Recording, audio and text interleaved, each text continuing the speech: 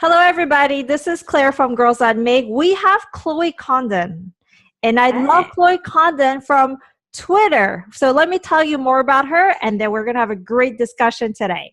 In theater, you could miss out on a job because you weren't tall enough or you weren't short enough or you weren't, there's so many things that go into it. But with theater, or with technology, I should say, it's all based on your skill and how much effort you put into it. Because you can't change how tall you are. Right. Being a woman on the internet is hard. Why is that?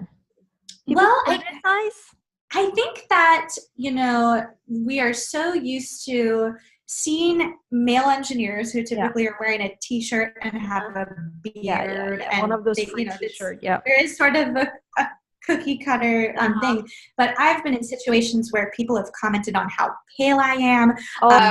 Because there's always, no matter what you do, no matter how skilled you are or technical you are, people are going to make assumptions, as a male or female. As a woman, how do you overcome that? Do you just let yourself wear whatever you want and just people talk? Or do you have any strategies? Yeah, absolutely. I mean, my mother was a costume designer, so I love fashion. I love quirky things. My brand is very quirky, as you can tell from these cat ear headphones that I'm wearing.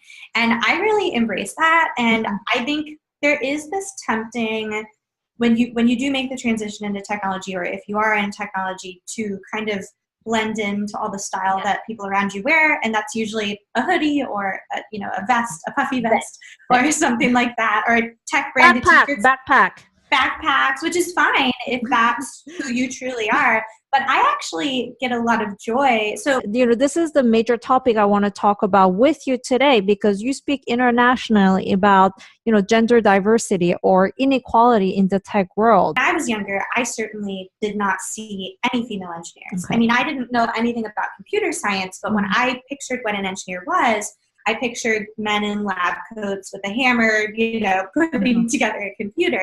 I think the more that we get computer science education in public schools, just in general, for all genders. We have a special guest today. McDermott is a media artist with a background in installation and sculpture.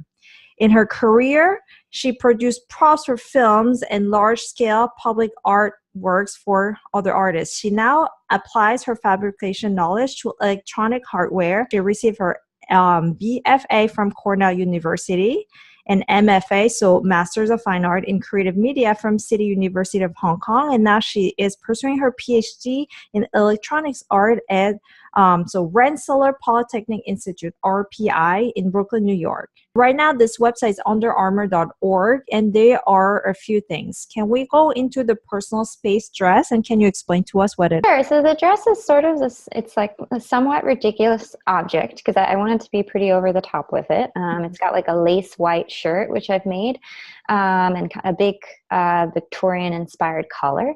And then it's a big skirt that's gradient from white to pink, and it has parts of an umbrella inside of it that are hidden, so that when someone gets too close to the dress, it expands open the way an umbrella expands open. So what's going on right now is a carpet in a living room, and there are some little robots that are transporting plants around the floor. So if you think about a iRobot or those like vacuum cleaners that goes around your floor to clean the floor, it looks something like that, but I think they are going towards and away from the sun. Is that correct? That's correct. Okay. And they're made from mostly recycled materials in their bodies. So we've got like an orange juice container and a spinach container. Okay. Great. This is Claire from Girls That Make podcast. Today we have Megan Wetzel. She is from STEM.org, a really important organization that we should all know if we're dealing with STEM. So STEM now is a hot word. Have you seen it becoming more and more, popular over the course of this past 20 years? Yeah, I think it's becoming a stronger concept, especially when it's backed by international companies. STEM.org has worked with over 27 different countries. And so, we're recognized globally, and STEM itself is recognized globally. Size on this, and I'm actually going to share this video and that Megan actually shared with me, and this is with Obama. So I'm going to share my screen again right now, and hopefully we can all hear this. So This part is where Obama invited a lot of ladies, girls, to the White House, and they presented their project. He's going around and just really complimenting them, and encourage the future the ladies. I mean, the younger girls to be future leaders. So here it is. It's young people like you that make me so confident that America's best days are still to come.